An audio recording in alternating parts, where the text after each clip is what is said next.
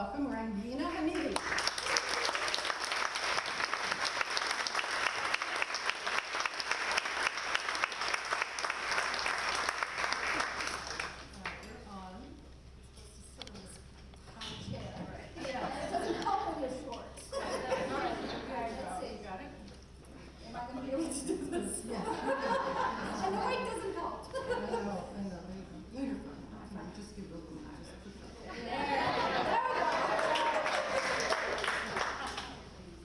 I survived the Taliban, but I can't get up on this chair.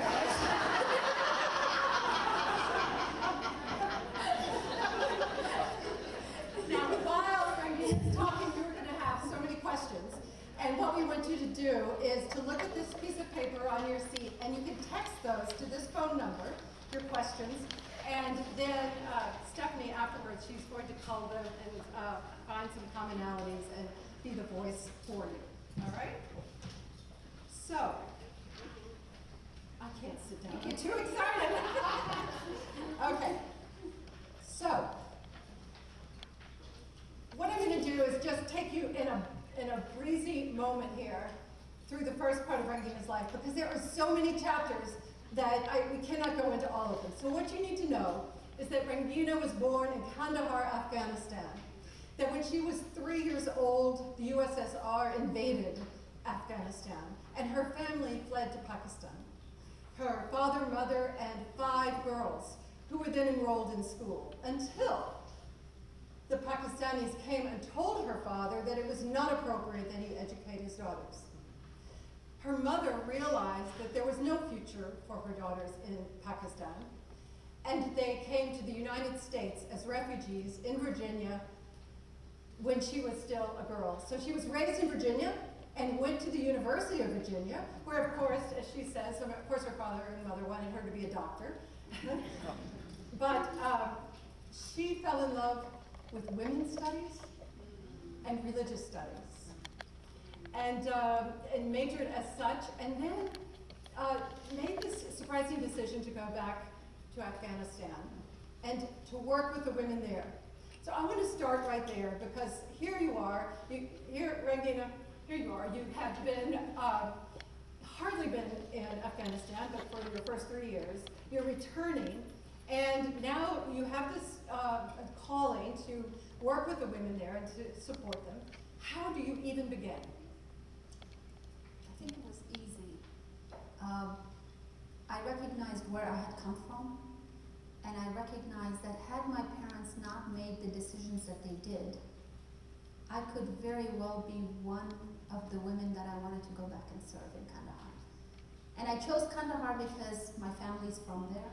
My mother's tongue of Pashto is from that region.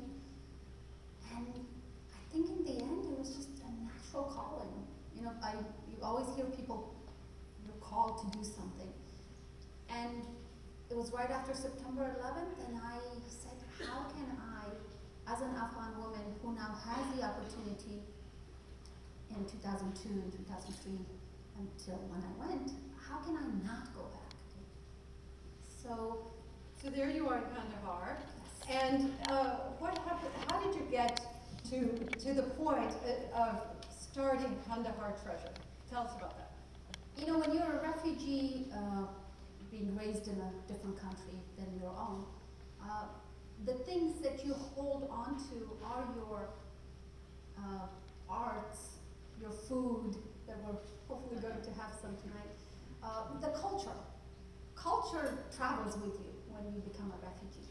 And the one thing that we not only took pride in, but identified ourselves with, was this incredible embroidery that my mother had a few pieces of. So she always wears the white on white shalwars. And so I grew up knowing this is Afghan. This is from Afghanistan. This is from Kandahar.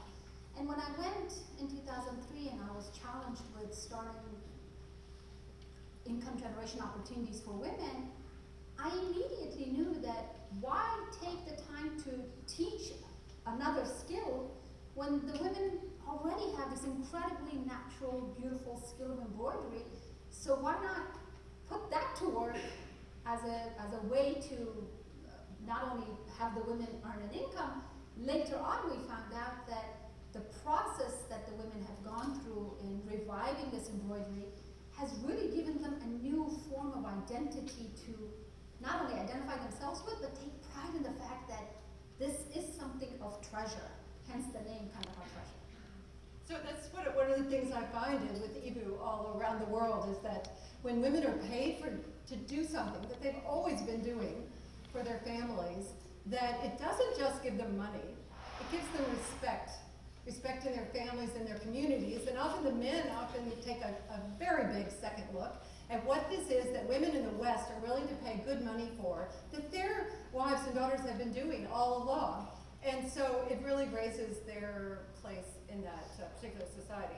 Now you started with a nonprofit and then moved. Tell us about the evolution of that. I was hired to go and work as a development worker with a nonprofit that wanted to provide income generation opportunities to women. And I did that for about 3 years before I became tired of writing the same reports, telling donors what we were doing, the same thing over and over.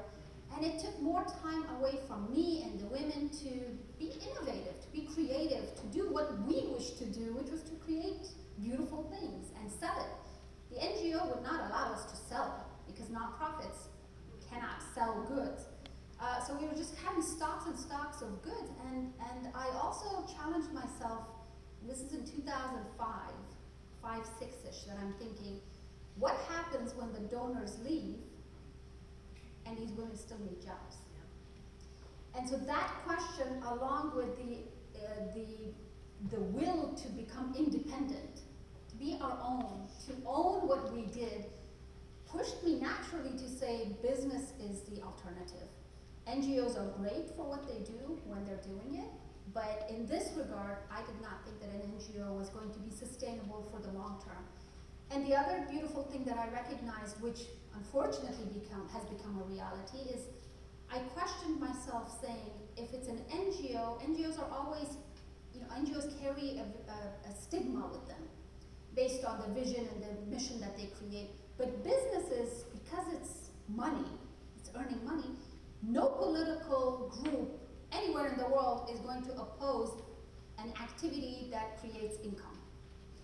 And as we speak right now, the women are still working in Kandahar because even a group that is now in power called the Taliban have no problem with women going to earn their income. So it worked. I thought, right?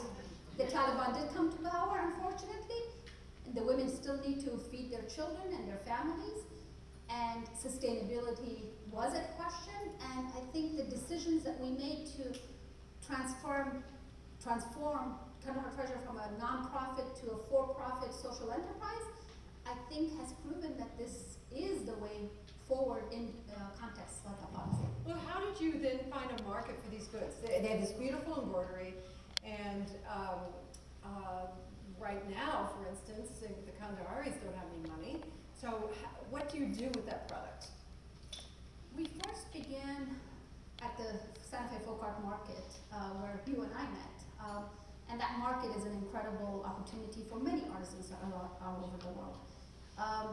But then it's exactly Ibu, the store, the foundation, that answered the women's call to design a product. These women are incredible embroiderers, but they've not been to design schools.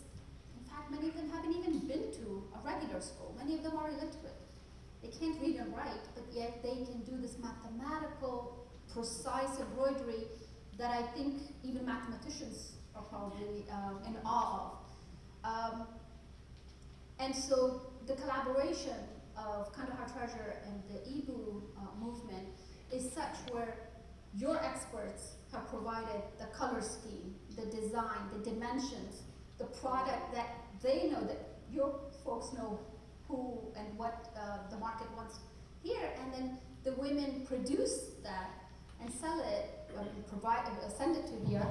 So what that does is actually not only teach the women indirectly about design and aesthetics and colors that could and will be marketable in a place like America or the world, but it has also helped the women transform their design and color schemes for the products that they make for home, for their Afghan markets. And so it's been an incredible transformation just watching the women realize how important market is, because we had to literally tell women when they did a combination of really, really bright colors, which culturally is a thing that they like. And the woman would come and say, well, this is beautiful. I say, it's beautiful for you, but it's not beautiful for someone living halfway across the world. She likes your embroidery, but she doesn't like your colors. And so just creating and recreating these beautiful embroideries that you'll see out there, please do have a look at them before you go out tonight. The women also learned that you can actually try to explore new waters with different colors and different shapes and different designs. So the traditional embroidery that is often on pants, so I'm wearing them here, you could actually make them into a stolen shawl. And it's the same thing, but a different product. So yeah, that's so where I think that's exactly where I had always hoped that EBU could become a resource, because we're not a designer who goes in and says, here's what we want to create, we want you to create it. We go in and say, what is it that you love? What is it that you do, that you have done? What is your heritage? What is it that means something to you? And then the conversation is, how can we bridge that to this customer, you? In other words, what would make that something that you might want to buy? Because sales is then what really helps. That's what they all want, is more work. So that's what the true collaboration, and this is the first time I'm hearing that sometimes it works in reverse. And so that's, so you built a Kandahar treasure in Kandahar. The US military base was there and was a great customer. At one time you had up to 500 women, and the Taliban was this was this sort of the seat of the Taliban, yeah? in our good days, even though we officially provided work to over 500 women, had we opened our doors, there would be thousands joining. What we did over the years is identify the best of the best. So embroidery is a skill. And in fact, embroidery culturally, it means a lot. Like I said, girls in Kandahar traditionally were not educated. And so when a mother of a son was going out to find a bride for her son, the skills that she was checking to make sure that this future bride had, one was embroidery, and they would look at the back and the front to make sure this was beautifully done. Cooking and cleaning. And so this was a skill that was desired and wanted in that community. But the women never really thought of it as a marketable skill that they can actually earn a living through. Over the years, so 500 women in our good days, when the markets started to diminish because the military base shut down, and then my travels to the US slowed down because I think with age you also begin to get tired of traveling halfway across the world every couple months. I had to figure out a way to not only maintain the 500 artisans producing, but how do you market their goods? So that challenged us to find an alternative, and then we found a marketing outlet in Kandahar. But even still, it was not enough to keep all the 500. So unfortunately, we've had to, over the years, downsize and downsize and downsize. But today, there is that desire to go back and increase that number of beneficiaries. But I won't do it unless and until we have enough markets. So hopefully Ibu can provide those markets for us. Now you can contribute to that. So part of the story that is, it's a hard part of the story, but so Rangina's family is in Virginia, but when they see her go back, her father begins to think and says, well, if Rangina can do this, so can I. And they go back to Afghanistan, they go back to Kandahar, and he becomes mayor of Kandahar. And do you want to finish that story? Yes, my best friend who made me who I am today, a Pashtun father who traveled and became a refugee 2 times in his life with his family to give his daughters a different future, was inspired by his own 4th daughter to go back to Afghanistan. Unfortunately, he joined the government and became mayor. It was still not elected. For 4 years that he served, 4 years and 3 months to be exact, he fought against corruption. He fought against people trying to break laws, mend laws, not follow the rules and regulations of a city life. And that action of his created enough enemies where on July 27, 2011, a suicide bomber went and targeted him in his office alone. And I was in Kandahar, and I was explaining this story to someone earlier. I was at the Kandahar Treasurer office. We were producing, I was working with beautiful embroideries because my brother's wedding was coming up. And I was busy with the artisans, telling them how to do what to do. I heard the bomb blast because it was not far from where we were. Like, you hear bomb blasts and they become a normal part of life. Every day there was a bomb blast. Every day there were multiple bomb blasts. You never think that it's your own. And only to, within less than 30 minutes, frantically heard that that bomb was at my father's office, and my family lost him. And it was, it's been almost, gosh, it's how many years now? 11 years in July. The memory of that incident is so strong and vividly still living with me and all my family members. At least my sisters consider me lucky because I got to see his body. They never even saw because they were here, and by the time they were able to make it back to Afghanistan, we had to bury him. But you stayed. Yes. And this is what I find is so remarkable. Kandahar is a city where the women are completely covered, including the eyes with and Rangina is walking around without covering her face. She is clearly a target as his daughter, and yet she stayed, and I want to know why. That was probably one of the hardest decisions among the few other that comes later in life. But I think for me it was simple. Would my dad want me to leave? A country and a city that he sacrificed himself for, the cause that he was fighting, which was to make life better for the citizens of the city. That's really what the job of a mayor is. And he fought against people who were willing not to make life easy for people. I just thought, I said, he would want me to stay with these women. He would want me to continue working with these extremely vulnerable people who dare to dream differently by working and earning and changing their life bit by bit.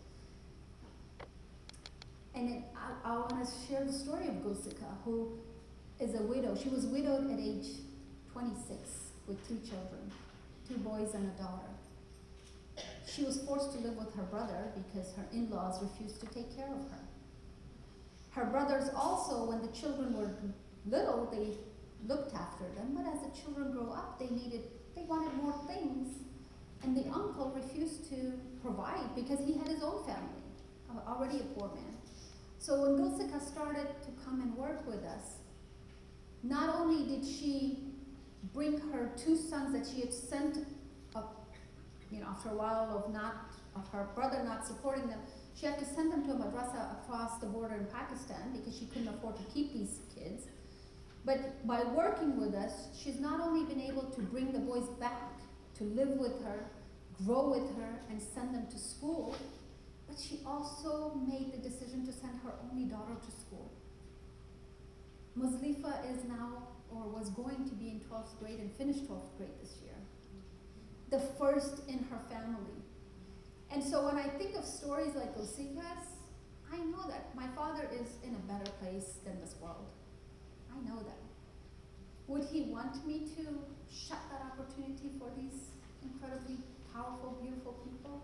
Absolutely not. So I just said, I'll go back and I'll stay back. And you said to me once, I don't want to let hate win. And you even moved on to consider forgiveness. So we'll get to that later. What I want to do is move to continue the story because at some point, Rangina was called upon to move to Kabul and start a school for both girls and boys. And then the day came when the president of the country called her and asked her to be the Minister of Education for the entire country. And so will you tell us a little bit more about that adventure?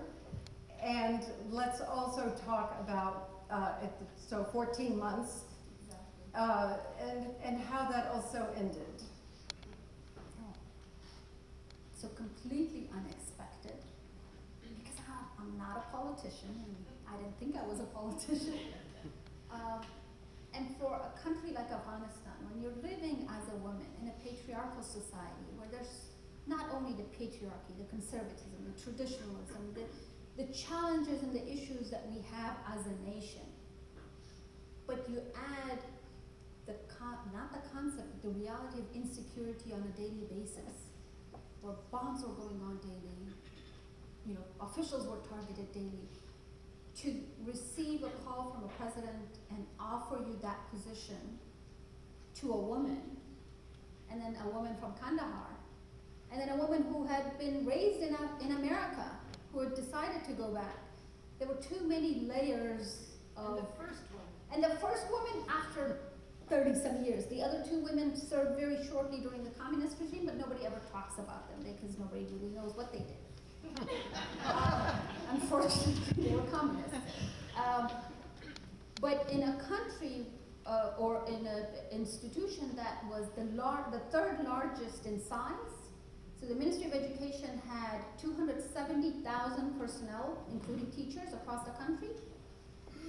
And we had about 8 million children that we were providing service to. So this is no small ministry. And a ministry that was taken not only from a man, for the past 20 years before me or 18 years before me, men were obviously the ministers all the time and they were politician men, but it belonged to a particular political group. And so to snatch that away and then just hand it over to a woman, for those of you who are in politics, you understand what that could mean. But the reason I accepted was very simple. After much thought going into it. One, I thought of my father again. If he fought, if he traveled halfway across the world for the education of his own daughter, would he not want me to take that call of becoming a minister of education? One. Number two, I saw women, I've been working with women all my life now. And while this incredible embroidery skill and any skill that women learn to earn an income is an incredible tool and an incredible, powerful step to gaining and attaining freedoms in her life. But the foundation of any sustainable change in a woman's life is education. And I said, how can I turn down an offer to me as a woman who believes in the power of education and the impact I could potentially have on millions of girls in their future? You go, girl! Thank you. So that's why I accepted, and the challenges I did not expect, but... And you shook it up a good bit, as I heard about today. So you were just a tad bit about that? You fired the... Oh. You basically let all the guys go? They weren't really doing anything? There was nothing about guys, for the guys were here. What I learned, and maybe this is a difference between how women think and men think, but maybe it's because of who I was and why I had taken this position, because I didn't do it for politics. I did it because I wanted to serve my children. And really the president, in his attempt to persuade me to accept this position, he left me with one question that I could not say no to. He said, do you not want to give what you have given to your daughter to the rest of the children of Afghanistan? And as a mother, you cannot say no. So, But I love what you said back to him when you finally accepted. And she said, so finally, after 8 days of going back and forth, I finally accepted, and I said, but on one condition. I made a condition to President Ashraf Ghani, who never listened to anybody. He's so proud of that. I said the condition is that you know that I'm not a politician, and therefore I'm not going to serve any politics of any individual or any political group that is present, including the parliamentarians. Second, whatever I do, whether it's policy, programming, budgeting, my focus and my vision is on the children of this country, not anybody else, because that's what the Ministry of Education is supposed to do. If you accept this, then support me and empower me to do that. Of course he did, but nevertheless I was still required to get the vote of confidence from the wonderful parliament that we had, and that the international community took pride in the fact that 27% of the parliament of Afghanistan was comprised of women.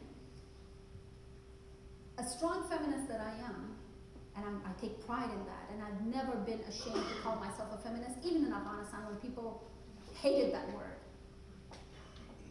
I was challenged for the first time in my life after having to deal with these women, a great majority of these women, not all, who were sitting in these power seats, supposed to be supporting women and working for women's benefit, but in the end they proved to be just as nasty and as ugly and as corrupt, and sometimes even more than men. And so my challenge in this feminist is that we should all not assume that every woman on this earth is the same as every other woman on this earth. They're great women like us here. And I hope and pray for more politicians to be good. But it was an unfortunate experience for me to see that, because I was expecting more. As a woman, I was expecting more. And instead I got very ugly interactions with both the men and the women. And luckily, after five and a half months after I was put in the position of ministryship, I gladfully learned and watched on the television as they were counting the votes that I was 8 votes short from getting their confidence, and I was so happy. I was so glad. I said, thank God you saved me from this criminal body. And I knew that you don't get a vote of confidence, you go back home. And I had no problem. I did not mind going back to my school or to Kandahar Treasure, because it doesn't bother me that I'm no longer a minister. The president called me at 7 a.m. the next morning and said, Rangina, go to work. The vote of confidence from this corrupt parliament matters nothing to me. As long as I'm president, you're my Minister of Education. Keep working. And I did, and it actually gave me an incredible sense of freedom to no longer worry about what these parliamentarians wanted or cared for or not, because I knew I had the president's backing.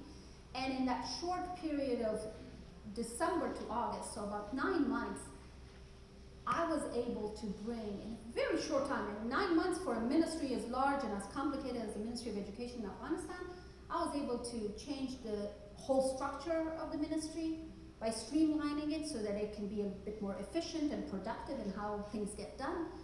I also wrote for the first time in the history of Afghanistan's education system a national education policy that on August 15th was the last draft for me to see and sign and send off to the president, which unfortunately never got.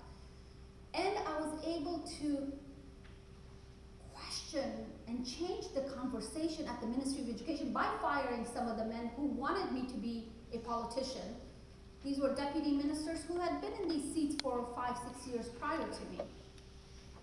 And what they wanted me to continue doing is to continue doing the bad work that they were doing. And I challenged them with 2 or 3 different remarks, saying, a child who invests 12 years of their time, their life, to the system that we've created, they graduate illiterate. shouldn't we be ashamed of ourselves? 40% of our schools in the country were only schools in name. We didn't have a structure, a physical structure. And in spite of that, I found corruption at the ministry where a village, because it happened to belong to some great man, politician, had 3 schools built, 3 physical schools next to each other. Only one school had half of it occupied because the village simply didn't have enough kids. But there were villages that I found who didn't have, or which did not have, a school within 150-kilometer radius.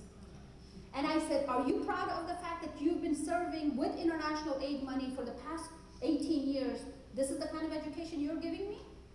And finally, our curriculum. We were teaching 18 subjects to our poor kids in high school and 10 subjects to our primary grade levels. Nowhere in the world do you find 10 subjects being taught to children 7 and 8. So I dared to question, and the men, of course, did not want to address this because this was not their concern as deputy ministers. And when they did not cooperate, I went to the president and I said, Mr. President, I'm happy to continue working on this if you're willing to have these guys changed, because they don't understand my vision or your vision or the Ministry of Education's vision. And he accepted to change them, and I did. And I brought for the first time, another thing that I did, for the first time in the history of the ministry, I brought 5 women as directors, at the director position, 1 deputy minister, and a few advisors. So I did bring women in.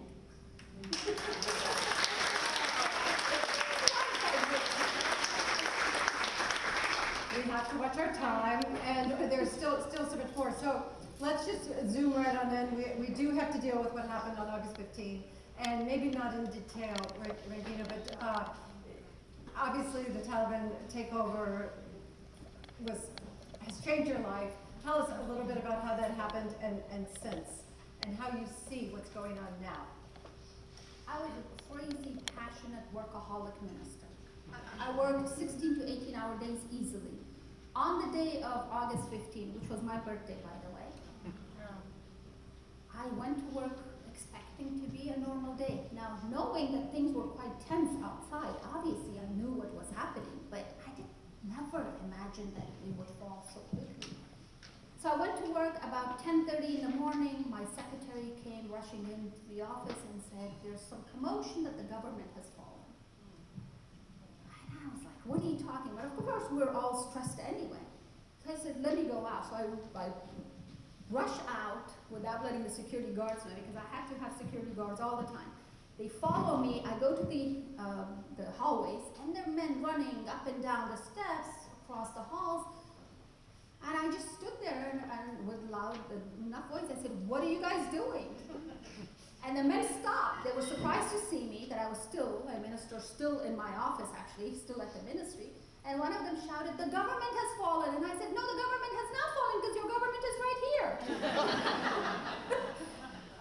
And so they carried on the conversation. I calmed them down, and one of them said, the Taliban have come. And I said, even if they have come, what are you afraid of? They're not animals. They're human beings that they just look different and think different. What are you afraid of? Calmed them down, went back to my office, went back to doing the final edits on this policy. And by 12:15-ish, my chief of staff came in and said, Madam Minister, there's no one at the ministry anymore, including the security staff. You need to leave. And about 7 or 8 of us, including him and my secretary, were there. And so I basically looked around my office, and I took 2 baby pictures of Zara. This is the first minister who actually took pictures of her child, her family, of her children to the ministry. I took those pictures and walked out. I think it's really interesting that after you were one of the last to leave, and certainly been given credit for that, and that within a week, the Taliban did call you and ask you to come meet with them. Can you tell us about that meeting? They called me and said we would like a meeting, and I was not sure. I was unsure. What do I do? Where do I go? Do I not? And if I go, what do I talk to them about? What are they going to talk to me about? I know the narrative that we've been hearing. And with the help of my husband, who pushed me and said, you're a strong woman, why are you afraid of them? Go meet with them. And that's exactly what I did. I went, and I was surprised when I went through my normal office, because first I wasn't expecting to go through the VIP door.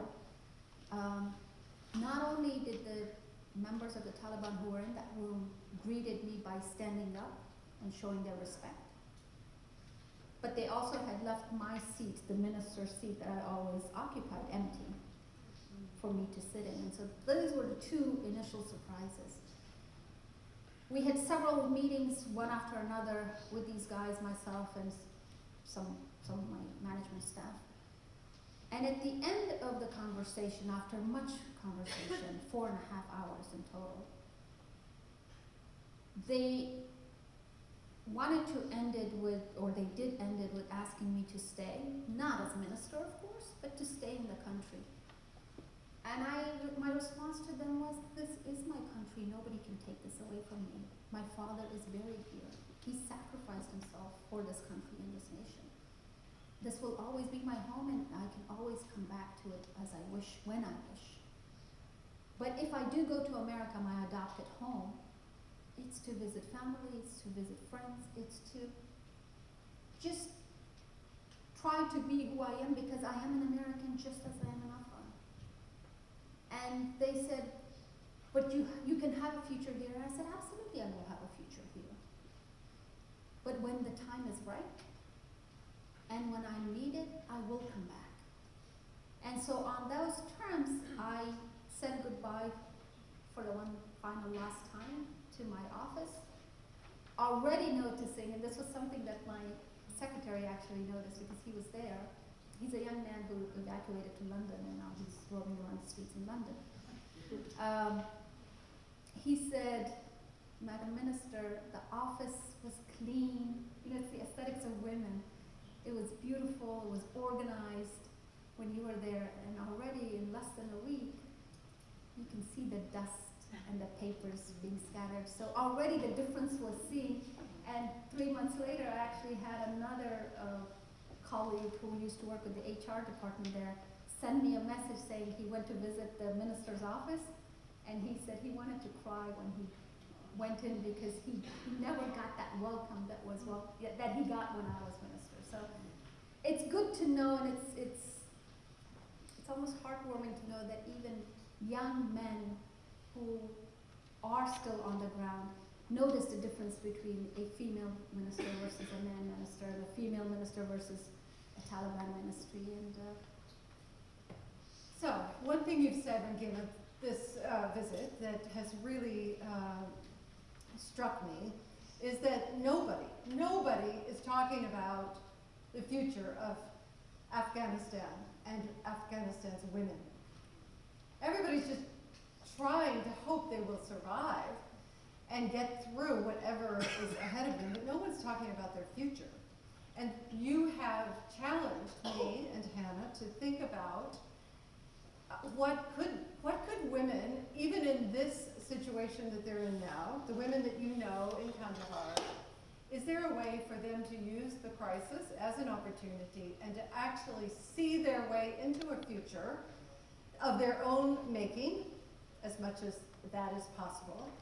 And you've actually proposed that we might consider the feasibility of building a center for these women, a workspace where they can work, and a shop where they can sell to the Kandaharis, which as they do now, and a place where they can gather and even learn and educate themselves behind the compound wall. And is that even possible? You know, and she, you know, kind of jokingly says, well, real estate's at an all-time low. Labor is at an all-time low. True. good business sense. True. And so we've been having this interesting conversation. Will the Taliban even tolerate such a center? She says yes. You know, when I communicated that the women need to come back to work, Because we kind of self-censored ourselves with the fight going on and then the Taliban taking over, and we thought it was done. I had actually given up on restarting the activities of Kandahar Treasure. But when the women called and said, we want to go back to work, my question to them immediately was, are you willing to take the risk? And the women said, absolutely. What other alternative do we have in the situation? And the one pride that I carry with me, first of all, thanks to the Ibu Foundation for providing a generous contribution to do immediate food rations relief to the women. So thank you for all of you who've contributed to that, and that's in the process of happening. But the women said, we don't want food rations, we want work. And why I'm proud is that in the past 20 years of work, I've been able to teach the women that their integrity, their honor, their dignity lies not in begging, but in producing. And when women are dignified in that manner and in that way, then they can fight even the forces of the Taliban. And so an all-women center, even ideologically, doesn't go against the Taliban because that's what the Taliban want. They want women to basically live a separate life, completely, separated from men. So in a way, not only because of the pragmatic business reasons of real estate is cheap, we need to be futuristic, you need to take advantage of opportunities even in the midst of crisis, not in a bad way. But I also want to remind all of us, the Taliban are a phenomenon. Yes, we all know that. And we also know how and why they were re-empowered to come back to power. So I'm not going to go into the politics. But their reality right now, we have 40 million people living, of which more than 50% of those 40 million people are women. They need to live, they need to continue living and provide an opportunity for their future children. Yes, it's a wonderful thing that about 150,000 or more evacuees have come, and we have a wonderful family here. They happen to be from Kandahar, and I'm sure in your communities you'll see many other Afghan refugees. But we can't bring 40 million people here, can we? So the practical and the reasonable answer is that yes, we need to take advantage of the time and the opportunity and think about the future. Because daring to think about the future goes against the very element of what the Taliban want us to do, which is not to think and not to plan for the future. Who knows how long they'll be in power? A year? 5? Maximum 10. They're not going to last. Not the way they're right now. And so if they're not lasting for maximum 10 years, which I hope they don't, why can't we use this time to prepare for our future? Because that's exactly, had I listened to people in 2001 to say, Rangina, you're crazy for going back to Kandahar, and had I not gone, I wouldn't be sitting here sharing the story. Do you see why I love this crazy woman?